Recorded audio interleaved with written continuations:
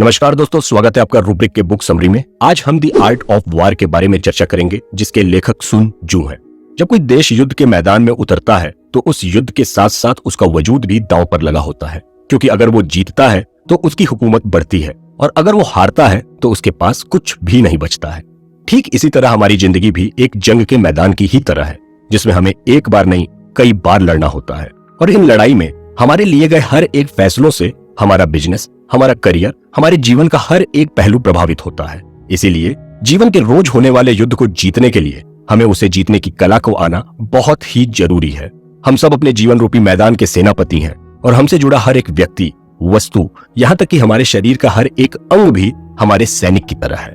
और हमारे जीवन के छोटी बड़ी मुश्किलें, चुनौतियां, परेशानियां और किसी महान लक्ष्य को हासिल करने में आने वाली अड़चने, टाल मटोल की आदतें हमारे दुश्मन है। ध्यान रहे, युद्ध के मैदान में उतरने से पहले सेनापति अगर दुश्मन की योजना को ध्यान में रखकर अपनी स्ट्रेटजी यानी कि रणनीति को बनाता है तो उसका जीतना निश्चित होता है। आज हम सीखेंगे 2000 साल पहले लेखक सुन जू द्वारा बताए गए ऐसे रहस्यों के बारे में, जो न सिर्फ किसी युद्ध को जीतने की कला को बताते हैं, बल्कि अगर हम इन्हें अपने जीवन, बिजनेस और करियर से जोड़कर देखें तो यह रहस्य हमें सफल और महान बनाने में हमारी मदद भी करते हैं। आगे बढ़ने से पहले अगर आपने अभी तक रूब्रिक को सब्सक्राइब नहीं किया है तो कर दीजिए। यकीन मानिए, आपको इस सब्सक्रिप्शन का अफसोस हम कभी नहीं होने देंगे। Part 1, waiting for the right opportunity. जीवन में हार से बचने के लिए सही मौके का इंतजार कीजिए, क्योंकि एक सफल योद्धा उन्हीं युद्ध को लड़ने के लिए आगे बढ़ता है जिन्हें जीतने की तैयारी वो पहले से किया होता है, या उसे कहीं ना कहीं ये यकीन भी होता है कि वो जीत जाएगा। जबकि दूसरी तरफ एक बुरा और असफल योद्धा युद्ध के मैदान में उतरने के बाद सोचता है कि उसे जीतना कैसे है। अगर देखा जाए तो ऐसा सिर्फ जंग में ही नहीं, बल्कि अक्सर हम अपने रोजमर्रा के जीवन में भी ऐसी स्थितियों का अनुभव करते रहते हैं। इसलिए अगर हमें जीवन की दौड़ में सबसे आगे रहकर जीतना है तो सबसे पहले हमें एक अच्छा योद्धा बनना पड़ेगा। एक समझदार और सफल योद्धा कभी भी ओवर कॉन्फिडेंट नहीं होता है। वो कभी ये नहीं कहता कि वो हर लड़ाई को जीत ही लेगा, क्योंकि उसे यह नहीं पता होता कि दुश्मन अचानक से कब, कहां और कौन से पैतरे के साथ उस पर हमला कर सकता है। एक वीर, महान और समझदार योद्धा हमेशा सही मौके और अपने दुश्मन के गलती करने का इंतजार करके सही वक्त पर हमला करता है। ऐसे ही अपने जीवन रूपी युद्ध के मैदान के सफल सेनापति बनने के लिए हमें युद्ध के इन 5 नियमों को अपने जीवन में लागू करना चाहिए। पहला, हमें यह पता होना चाहिए कि कब लड़ना है और कब नहीं लड़ना है, यानी कि किसी भी मुश्किल से लड़ने के काबिल होने के बाद ही हमें उनका सामना करना चाहिए और उससे जुड़े हर फैसले सोच समझकर लेने चाहिए। दूसरा, हमें यह पता होना चाहिए कि अपने से कमजोर और ताकतवर से कोई भी युद्ध कैसे जीतना है, यानी कि प्रॉब्लम्स चाहे छोटी हो या फिर बड़ी, हमें दोनों को फेस करने आना चाहिए और दोनों के लिए ही अलग अलग स्पेसिफिक स्ट्रेटजीज बनानी चाहिए। तीसरा, हमारी आर्मी शक्तिशाली होनी चाहिए। उस आर्मी की हर एक टीम या टुकड़ी मजबूत होनी चाहिए। साथ ही साथ उनके बीच एक साथ युद्ध लड़ने और डिसिप्लिन में रहने का भाव होना चाहिए। जैसे करियर में इस नियम से हम टीम मैनेजमेंट का एक बड़ा रहस्य समझ सकते हैं और बिजनेस, स्पोर्ट्स, पॉलिटिक्स या किसी भी क्षेत्र में ऊंचाइयों तक आसानी से पहुंच सकते हैं। चौथा, हमें हमेशा युद्ध के लिए तैयार रहना चाहिए। और पांचवा, हमारे पास हमारी आर्मी को आदेश देने और उसे नियंत्रण करने की पूरी आजादी होनी चाहिए। इसके अलावा हमें किसी भी चुनौतियों का सामना या किसी भी युद्ध को तभी लड़ना चाहिए जब हमें लगे कि हम उसे जीत सकते हैं, और जिन जगह पर हमारा दुश्मन हमसे ज्यादा ताकतवर हो, ऐसी जगह पर युद्ध करने से बचना चाहिए। हमें अपने दुश्मन पर तभी हमला करना चाहिए जब वो कमजोर हो। ऐसा करके कम समय और कम मेहनत में बड़ी ही आसानी से हमें सफलता मिल सकती है। इसके अलावा जब हमारा दुश्मन हमसे ऊंची जगह पर मौजूद हो और साथ ही साथ उसके सैनिक डिसिप्लिन और तैयार हो, तो भी हमें दुश्मन से युद्ध करने से बचना चाहिए। अब अगर इसे लाइफ और करियर के पॉइंट ऑफ व्यू से देखा जाए तो हमें अपने ओपोजिशन या कॉम्पिटिटर से उस समय सीधा मुकाबला करने से बचना चाहिए जिस वक्त वो हमसे अच्छी और मजबूत पोजीशन पर पूरी तैयारी के साथ बैठा हो।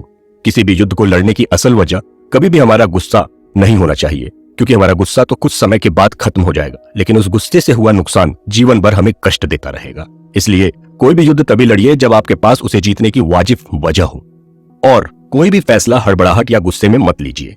इसके अलावा हमें दुश्मन के जाल में फंसने से बचना चाहिए। जैसे ऐसी जगह पर युद्ध नहीं लड़ना चाहिए जहां से आर्मी तक खाने पीने की चीजें, आधुनिक युग की भाषा में रिसोर्सेस, आसानी से नहीं पहुंच सके। इन शॉर्ट, आपको खुद को हार से बचाते हुए जीत के सही मौकों का इंतजार करना चाहिए। उसी तरह जीवन में भी हमेशा नए अवसरों की तलाश में रहना चाहिए और जब भी सही अवसर मिले तो उसका भरपूर फायदा उठाना चाहिए। Part 2, the power of decision. किसी भी युद्ध में डिसीजन यानी कि निर्णय लेने की आजादी ही एक सेनापति के जीत का प्रमुख कारण बनती है। यानी हमें अपने लाइफ, अपने करियर में कोई भी निर्णय आजादी के साथ ही लेना चाहिए। फिर इससे फर्क नहीं पड़ता कि वो निर्णय अच्छा था या बुरा। क्योंकि ये तो बाद की बात है, लेकिन हमें खुद को हमेशा निर्णय लेने के लिए बिल्कुल तैयार रखना चाहिए। युद्ध के मैदान में जंग सैनिक लड़ते हैं, लेकिन उन्हें कंट्रोल उनका सेनापति करता है और सेनापति को उसका राजा कंट्रोल करता है। ऐसे में राजा अपने एक आदेश से भी सैनिकों के हार की वजह बन सकता है, क्योंकि राजा जैसे देश को चलाता है उसी तरह से जब वो आर्मी को भी चलाने की कोशिश करता है तो मुश्किलें खड़ी होने लगती हैं। जैसे सैनिकों का मनोबल टूट सकता है और वो हार सकते हैं।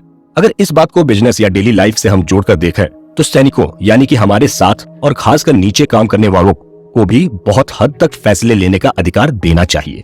किसी भी कंपनी के मैनेजमेंट को उनके मिड मैनेजर या टीम लीडर्स को भी डिसीजन लेने का मौका देना चाहिए और उनके डिसीजन का स्वागत भी करना चाहिए। हाँ, ऐसा करते वक्त यह जरूर ध्यान में रखना चाहिए कि हम जिन्हें यह डिसीजन लेने का मौका दे रहे हैं वो जिम्मेदार और समझदार हो, क्योंकि जैसे एक राजा अपने सैनिकों के हारने की वजह बन सकता है, ठीक वैसे ही एक सेनापति भी सैनिकों की हार की वजह बन सकता है। जैसे अगर वो लापरवाह हो, डरपोक हो, चिड़चिड़ा हो, गुस्से वाला हो, आसानी से बहकावे में आ जाने वाला हो, तो वो अपने सैनिकों के हार की वजह आसानी से बन सकता है। इसके अलावा अगर किसी आर्मी पर इन 6 डिजास्टर्स में से कोई भी डिजास्टर्स आता है तो इसके लिए उनका सेनापति ही जिम्मेदार होता है। पहला, अगर सेनापति सैनिकों को अपने से 10 गुना ज्यादा बड़ी आर्मी पर हमला करने के लिए कहता है तो ऐसे में सैनिक युद्ध का मैदान छोड़कर भाग सकते हैं। दूसरा, अगर सैनिकों के कांटेक्ट सेनापति से भी बड़े अधिकारियों से होते हैं तो ऐसी स्थिति में सैनिक अपने सेनापति के आदेश को नहीं मानेंगे। तीसरा, अगर सैनिक कमजोर और डरपोक है तो ऐसी स्थिति में वो लंबे समय तक मैदान में नहीं टिक पाएंगे और सेनापति वो युद्ध हार जाएगा। चौथा, अगर सेनापति से बड़े अधिकारी का व्यवहार गुस्से वाला है और साथ ही साथ वो इनडिसिप्लिन्ड भी है तो ऐसी स्थिति में वो गुस्से में आकर सैनिकों को हमला करने का आदेश दे सकते हैं, जिससे पूरी की पूरी आर्मी ही बर्बाद हो सकती है। पांचवा, अगर सेनापति कमजोर हो या फिर वो कोई भी निर्णय जल्दी नहीं ले पाता हो तो इससे आर्मी की शक्तियां और मोटिवेशन दोनों ही कम हो जाते हैं और वो डिसऑर्गेनाइज्ड भी हो सकते हैं। और छठवां, अगर सेनापति को दुश्मन की आर्मी की ताकत का पता नहीं हो तो ऐसी स्थिति में वो बड़ी आर्मी के साथ वार करने के लिए छोटी आर्मी को भेज सकता है, जिससे आर्मी का हारना तय हो सकता है। तो इस तरह हम समझ सकते हैं कि हम बिजनेस और करियर में तभी आगे बढ़ सकते हैं जब हम और हमारी पूरी टीम डिसिप्लिन्ड और ऑर्गेनाइज्ड हो, हमें और उनमें एक अच्छी डिसीजन मेकिंग पावर हो। Part 3, I on enemy. सदियों से एक वाक्य हम सुनते चले आ रहे हैं, वो यह है कि अपनी आंख, नाक और कान खुला रखो, और अगर खुला नहीं रखे तो कब कौन सी जानकारी किस रूप में हमारे सामने आकर हमारा फायदा या नुकसान करा जाएगी हमें पता भी नहीं चल पाएगा। ऐसे ही हमें अपने दुश्मन पर हमेशा नजर रखकर उसी के हिसाब से अपनी प्लानिंग करनी चाहिए और उस प्लानिंग को सिचुएशंस, एरियाज और टाइम बिहेवियर के अनुसार समय समय पर अपडेट और अपग्रेड भी करते रहना चाहिए। एक अच्छा सेनापति वही होता है जिसे यह अच्छे से पता होता है कि किस जगह पर, किस सिचुएशन में राजा के आदेश को भी नहीं मानना है। जैसे पानी जब बहता है तो वो अपना रास्ता खुद ब खुद बना लेता है, ठीक उसी तरह से एक सेनापति को भी सिचुएशन, एरियाज और दुश्मन के बिहेवियर के अनुसार ही अपने आप को और अपने व्यवहार को बदलते रहना चाहिए। इसके अलावा एक और बात ध्यान रखने वाली यह है कि युद्ध के दौरान नेचुरल रिसोर्सेज बहुत काम आते हैं, इसलिए युद्ध से पहले उस इलाके की अच्छे से जांच कर लेनी चाहिए और ऐसी जगह पर युद्ध नहीं करना चाहिए जो ऊंचाई पर हो और साथ ही साथ वहां से पानी और देश की सीमा ज्यादा दूर हो। यानी युद्ध ऐसी जगह पर लड़ना चाहिए जहां आसपास कोई नदी, तालाब और भोजन बड़ी ही आसानी से सैनिकों तक पहुंचाया जा सकता हो। और ऐसी जगहों पर युद्ध करने से बचना चाहिए जहां खड़ी पहाड़ियां हो, बहुत ही छोटा मैदान हो या फिर आसपास दलदल हो, क्योंकि अगर आसपास दलदल होगा तो एक छोटी सी सेना भी बड़ी सी सेना को आसानी से खत्म कर सकती है। ऐसी ही स्थितियों का फायदा उठाकर नॉर्थ ईस्ट के अहोम डायनेस्टी ने मुगलों की बड़ी सेना को 17 बार हराया था। करियर पॉइंट ऑफ व्यू से नेचुरल रिसोर्सेज को आप अपनी स्किल्स, गैजेट्स और बुक्स के रूप में देख सकते हैं। मतलब साफ है कि किसी भी फील्ड में हमें तब तक नहीं उतरना चाहिए जब तक परिस्थितियां हमारे अनुसार ना हो। अपने दुश्मन पर नजर रखना बहुत जरूरी है। हम दुश्मन के सिचुएशन का अंदाजा लगा सकते हैं, जैसे कि अगर दुश्मन के सैनिक भालों के सहारे लेकर खड़े हैं तो इसका मतलब है कि वे भूखे हैं। ऐसे ही जो सैनिक बाकी सेना के लिए पानी लेने के लिए गए हैं वो अगर सबसे पहले पानी पीते हैं तो इसका मतलब यह है कि दुश्मन के सैनिक प्यासे हैं। और जब दुश्मन अपने पालतू जानवरों को ही खाना शुरू कर दे और ऐसा व्यवहार करे कि जैसे वे वापस नहीं लौटेंगे तो ये समझ लीजिए कि अब दुश्मन की सेना मौत से भी लड़ने को तैयार है। ठीक ऐसा ही माइंड गेम हमें अपने लाइफ और करियर में भी डाटा एनालिसिस करके खेलना चाहिए और इससे हम अपने जीवन में आसानी से आगे बढ़ सकते हैं। इन शॉर्ट, इन अपने आसपास होने वाली हर एक गतिविधियों पर पैनी नजर रखिए। आप चाहे किसी एग्जाम की तैयारी कर रहे, आप चाहे कहीं पे जॉब कर रहे, आप चाहे स्पोर्ट्स में हो या फिर किसी बिजनेस में, ध्यान रखिए ये सब युद्ध के मैदान है और हर परिस्थितियों के अनुसार ही अपनी स्ट्रेटेजी बनाइए और मौका मिलते ही उसका फायदा उठाइए। Part 4, save the resources. Resources यानी कि संसाधन, ये वो चीज है जो हमें सुकून से बैठकर कुछ और बेहतर सोचने, करने और पाने का मौका देती है। हमें देश के रिसोर्सेज को बचाना बहुत ही जरूरी है। अगर आप लंबे समय से अपने जीवन या करियर में सफल नहीं हो पा रहे हैं तो यह भी एक युद्ध ही है जिसे आपको लड़ना है, और वो भी अपने रिसोर्सेज को सही तरीके से मैनेज करते हुए। लंबे समय तक चलने वाला युद्ध किसी भी देश के संसाधन को खत्म कर देता है, जिससे वो देश आर्थिक रूप से कमजोर हो सकता है। इसलिए ध्यान रखिए कि किसी भी युद्ध को हमेशा जल्द से जल्द खत्म करके उसे जीतने की कोशिश कीजिए।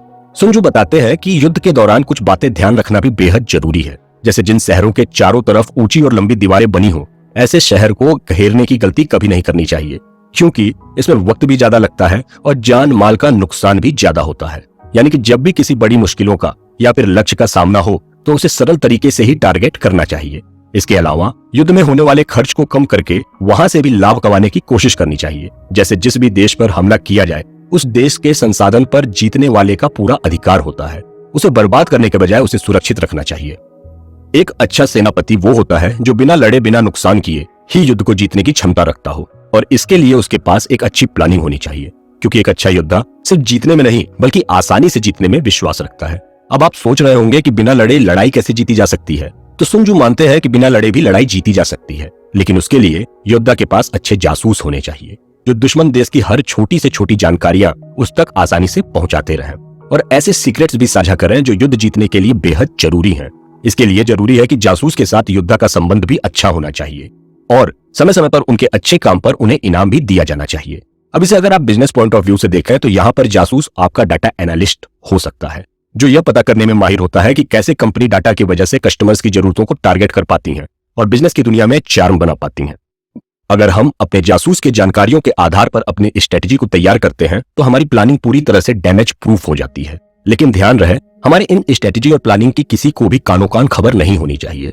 इन शॉर्ट, अच्छी स्ट्रेटेजी, प्लानिंग के साथ और डाटा से मिली इंफॉर्मेशन से हम बिजनेस, करियर और लाइफ में काफी तरक्की पा सकते हैं। पार्ट 5, मेक देम फूल।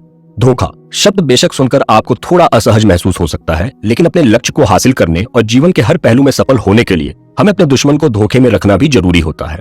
युद्ध एक कला है और इस कला में धोखा देना भी महत्वपूर्ण भूमिका निभाता है। ऐसे में कुछ ध्यान देने योग्य बातें यह है कि हमें अपने दुश्मन से हमेशा अपने असल ताकत को छुपाकर उसे यह एहसास दिलाना चाहिए कि हम कमजोर हो चुके हैं। उसे दिखाएं कि हम डरपोक हैं। हमारे देश में विस्थापन और अशांति बहुत ज्यादा है, और ऐसा करने से हमारा दुश्मन पूरी तरह से लापरवाह होकर कुछ न कुछ गलती कर बैठता है जो वास्तव में है ही नहीं। उसे दिखाना ही सबसे बड़ा धोखा है। मतलब जीवन में सफल होने के लिए हमें खुद को कभी भी बढ़ा चढ़ाकर नहीं दिखाना चाहिए। जैसे अगर हमें बिजनेस में आगे बढ़ना है तो कॉम्पिटिटर्स के सामने हमेशा खुद को कमजोर ही दिखाना चाहिए, ताकि वो बेफिक्र और लापरवाह हो जाएं और हम पीछे से पूरे मार्केट पर कब्जा कर लें।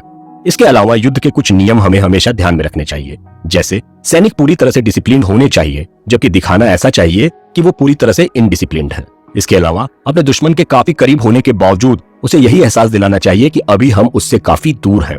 ऐसे ही हमला करने की स्थिति में दुश्मन को लगना चाहिए कि हमारे पास हमला करने की शक्ति है ही नहीं। अपने दुश्मन के साथ ऐसे खेलें जैसे बिल्ली चूहे को खाने से पहले उसके साथ खेलती है। अगर दुश्मन का स्वभाव गुस्से वाला है तो उसे चिढ़ाएं। अगर आपका दुश्मन आराम से रह रहा है तो उसे परेशान करें। अगर उसके पास खाने पीने की कमी है तो उसकी सप्लाई चेन को तोड़ दें ताकि वो भूखा ही मर जाए। अगर आप चाहते हैं कि दुश्मन आगे बढ़े तो उसके सामने चारा डालिए। अगर आप चाहते हैं कि वो पीछे हट जाए तो उसे नुकसान पहुंचाइए। यानी जंग जीतने के लिए जो हो सके वो करें, क्योंकि प्यार और जंग में सब कुछ जायज होता है। एक अच्छा योद्धा वही होता है जो दुश्मन को अपनी मर्जी से कठपुतली की तरह नचाता है, दुश्मन को सामने आने के लिए मजबूर करता है ताकि उसकी कमजोरियों का आसानी से पता लगाया जा सके। दुश्मन को इस बात का अंदाजा लगने दीजिए कि आप किस जगह से हमला कर सकते हैं। इसके लिए आपको दुश्मन को यह दिखाना होगा कि आपके पास दुश्मन पर हमला करने की बहुत से रास्ते हैं। इससे आपके दुश्मन की आर्मी पूरी तरह से बिखर जाएगी और वो कमजोर हो जाएगा। इसी के साथ अपने दुश्मन को जल्दी हराने के लिए जरूरी है कि हम अपनी सेना में सैनिकों की संख्या को बढ़ाएं और दुश्मन पर एक साथ कई जगहों से हमला करें। इससे हमारे दुश्मन को संभलने तक का मौका नहीं मिलेगा और हम आसानी से जीत जाएंगे। पार्ट 6, मैनेजमेंट मंत्रा। किसी भी क्षेत्र में, चाहे पढ़ाई हो, बिजनेस हो, एक्टिंग हो, स्पोर्ट्स हो, जॉब हो या फिर पर्सनल लाइफ ही क्यों ना हो, अगर हमें सफल होना है तो हमें मैनेजमेंट आना बहुत जरूरी है। मैनेजमेंट मतलब मैनेज करना, प्रबंध करना। एक बात हमेशा ध्यान रखिए, लाइफ में कुछ भी बनने से पहले एक अच्छा मैनेजर बनने की कोशिश कीजिए। इसके बाद बाकी सब कुछ खुद ब खुद आपके कदमों में आकर गिरेगा। अगर बिजनेस या जॉब की बात की जाए तो यह सीख टीम मैनेजमेंट पर आधारित है कि कैसे हम अपने टीम के स्ट्रॉन्ग और वीक टीम मेंबर्स के साथ भी कोई जंग जीत सकते हैं।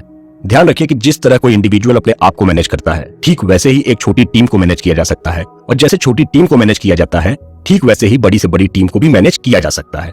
मतलब बहुत ही सिंपल है कि मैनेज करना हम अपने आप से शुरू करके किसी देश तक को भी मैनेज कर सकते हैं। किसी भी बड़ी सेना को मैनेज करने के लिए हमें उन्हें छोटे छोटे टीम्स में बांट लेना चाहिए, और जैसे किसी जंग में उन सभी टीम्स को एक साथ मैनेज करने के लिए अलग अलग सिग्नल्स जैसे कि शंख, ड्रम, बैनर्स और फायर का इस्तेमाल किया जाता है, वैसे ही हम इसे अपने आम जिंदगी में भी कर सकते हैं। इसका फायदा यह होता है कि आर्मी की सभी टुकड़ियां एक साथ आगे बढ़ती हैं, एक साथ ही हमला करती हैं, जिससे बहादुर और कमजोर सैनिक मिलकर एक साथ युद्ध लड़ते हैं। ऐसा लगता है कि मानो जैसे कि पूरी सेना एक ही इंसान का हाथ पकड़कर आगे बढ़ रही हो। जिस तरह से एक पिता अपने बच्चों का ध्यान रखता है, ठीक उसी तरह से एक सेनापति को भी अपने सैनिकों के ध्यान एक पिता की तरह ही रखने चाहिए। इससे हर एक सैनिक मरते दम तक अपने सेनापति और देश के लिए लड़ने को तैयार रहता है। लाइफ और बिजनेस के पॉइंट ऑफ व्यू से देखें तो हम इसे ऐसे समझ सकते हैं कि हमें अपनी टीम में एक अच्छा एटीट्यूड रखना चाहिए। हम केयरिंग हो, डिसिप्लिन्ड हो और प्रोफेशनल हो। इससे हमारी टीम बतौर सीनियर हमारी इज्जत करती है और कंपनी के मोटो को लेकर एक साथ कदम में कदम मिलाकर आगे बढ़ती है। किसी भी सेना की सबसे बड़ी ताकत उनका अनुशासन होता है, जिसके लिए सेना को दंड देने और अनुशासन में रखने के साथ साथ एक सेनापति को सैनिकों के साथ अटैचमेंट भी रखनी चाहिए। इसके अलावा सेनापति को अपनी स्ट्रेटजी अपने दुश्मनों के साथ साथ अपने सैनिकों से भी छुपाकर रखनी चाहिए। कुल मिलाकर यह कहा जा सकता है कि युद्ध जीतने के लिए सेना को अच्छे से मैनेज किए जाना चाहिए और उन्हें मरते दम तक लड़ते रहने के लिए प्रेरित करना चाहिए, ताकि युद्ध जल्द से जल्द खत्म किया जा सके। ठीक ऐसे ही लाइफ, बिजनेस और अपने करियर के फील्ड में भी इन सीक्रेट्स को समझना चाहिए और इन्हें इस्तेमाल में लाना चाहिए। तो दोस्तों, हमारी समरी यहाँ खत्म होती है। आप यह किताब फ्लिपकार्ट या अमेजॉन से खरीद सकते हैं। आशा करते हैं कि आपको यह वीडियो पसंद आया होगा। ऐसे ही हेल्पिंग वीडियो के लिए रूब्रिक को लाइक और सब्सक्राइब कीजिए और हमें कमेंट में जरूर बताइए कि और क्या आप हमसे सुनना पसंद करेंगे। धन्यवाद और नमस्कार।